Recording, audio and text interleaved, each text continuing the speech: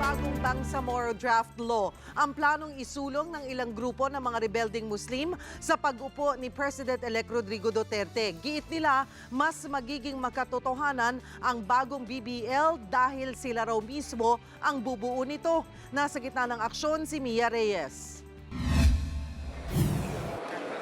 Setyembre 2014 nang maipasa sa Kongreso ang Bangsamoro Basic Law na layong isulong ang Bangsamoro Autonomous Region na papalit sa Autonomous Region in Muslim Mindanao o ARMM. Pero hindi ito lumusot sa Senado. Kaya sa pagpasok ng Duterte administration, plano ng Moro Islamic Liberation Front o MILF at Moro National Liberation Front o MNLF na bumuo ng panibagong bersyon ng BBL. Bringing a lasting peace to this country, a constitutional convention where we will be crafting a new constitution, where what is unconstitutional can be made constitutional. Bubuuin raw ito ng mga kinatawan ng Bangsamoro na gagawin pagkatapos ng Ramadan sa Hulyo. Will be the same that will be advocated in advocacy of our rights by the elected or appointed delegates coming from the Bangsamoro community to the Constitutional Convention to be called by the President. It is something that will be acceptable also to the country.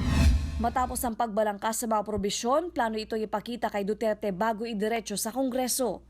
Ayon kay MNLF Chair Dato Abul Khair Alonto, nais na nilang isang tabi ang unang draft ng BBL na nadungisan dahil sa mamasapan ng massacre noong January 2015.